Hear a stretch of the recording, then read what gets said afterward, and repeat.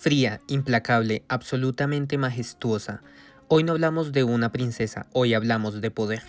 Bienvenidos de nuevo a The Collector's Corner, y en el video de hoy tenemos el review de la muñeca edición limitada de la Reina Malvada en su versión live action de Blancanieves. Ella salió a la venta el 14 de marzo de 2025, mismo año en que salió la película, y dando un vistazo general a la caja, vemos la ventana de exhibición y muchos detalles estampados como las manzanas, el bosque de espinas, que también se repite por el costado de la caja, donde tenemos otra perspectiva de esta figura limitada. Girándola por la parte de atrás encontraremos este lazo que sujeta la caja. Lo vamos a desatar para poder leer un poco mejor la descripción de la figura en español, francés e inglés. Acá vemos el logo de la película y finalmente en este otro costado otra perspectiva de la figura, así como el mismo diseño de estampado del bosque de espinas. Ahora, para sacarla de la caja, solo vamos a retirar la cubierta de cartón y también la cubierta de acrílico. Una vez afuera, encontramos el certificado de autenticidad y de las 3000 hechas en todo el mundo tenemos la 2506. Comenzando con esta figura, denotamos el trabajo de escultura. El molde de su cara es idéntico a Gal Gadot, la actriz que la trae a la vida. Podemos ver el trabajo de maquillaje, los labios de un rojo escarlata oscuro bastante vivo, las pestañas muy largas y puntiagudas y el trabajo en sus sombras así como en sus cejas. De perfil podemos ver el molde, es la viva imagen de la actriz y en su cabeza está luciendo la corona de vitrales. Podemos ver el mosaico de triángulos, azul, morado, fucsia, verde, distintos tonos que contrastan muy bien con la luz. Es de plástico, bastante flexible y también está cosida a la cabeza de la reina para podérsela retirar. Si levantamos un poco la cubierta de su cabeza encontramos que tiene cabello por debajo de esta muñeca, lo cual es importante a pesar de que no lo veamos ahorita.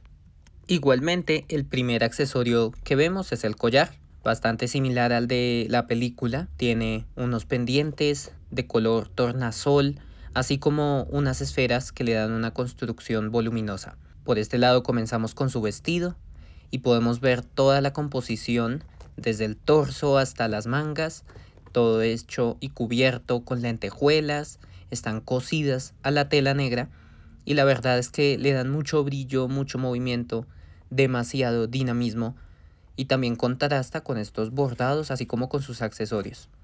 Todo es una sola pieza, salvo claramente las mangas. Acá podemos ver una de ellas, termina en silueta triangular cubriendo sus manos. Acá podemos ver el bordado con siluetas geométricas y triangulares, así como el brazalete hecho con esferas, también tornasoles. Otro accesorio acá son sus anillos, tienen piedras bastante brillantes. Por este lado no podemos verlo, simplemente está incrustado en el frente de su mano, pero vemos que uno es turquesa y el otro es amarillo, muy bonito. Continuando con su manga, acá podemos ver la pequeña capa cubierta por un lado de estas lentejuelas y por el otro con el bordado triangular en colores púrpuras, azules, brillantes, contrastantes con el negro. Parecen plumas, pero también parecen espadas, algo muy icónico de este personaje. Podemos ver que está sujeto en esta posición a la caja para que no pierda el movimiento de la tela, pero en sí son mangas demasiado largas, van desde su codo hasta el suelo. En esta otra manga podemos ver otro de sus accesorios, que es la misma manilla o brazalete que ya habíamos visto en su otro brazo, así como sus anillos, en este caso en la otra mano, de color rojo y azul. Vamos a ver los mismos detalles en su otra manga, el mismo bordado. Tiene demasiada buena calidad este material, es muy rígido y sin duda está compuesto por no solo las lentejuelas que cubren todo el vestido, sino también las distintas capas que tiene la tela a nivel interno. Podemos ver por esta parte la espalda, es un enterizo que cierra por la espalda y bajando por toda su falda encontramos también lo dimensional que es demasiado grande. Podemos ver que está cerrada, al mismo tiempo el trabajo de costura es demasiado cuidadoso.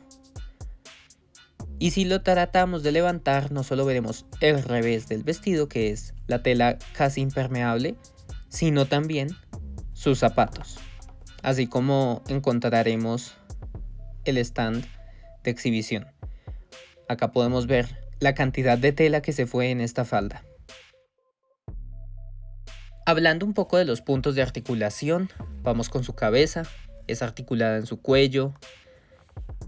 También, al igual que las otras muñecas, es articulada en sus hombros. Acá se ve mucho mejor el movimiento. También en sus codos, en sus muñecas. Y va a ser un poco más difícil, pero podemos ver que es articulada en su cadera.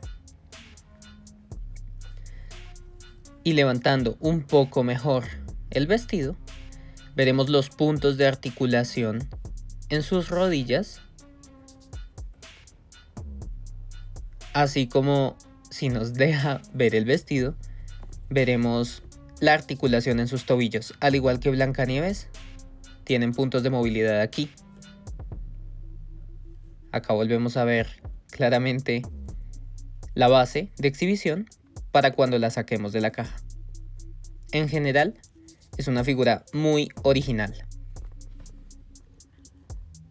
Acá podemos ver una comparación con la versión de 12 pulgadas que sacó Mattel este mismo año.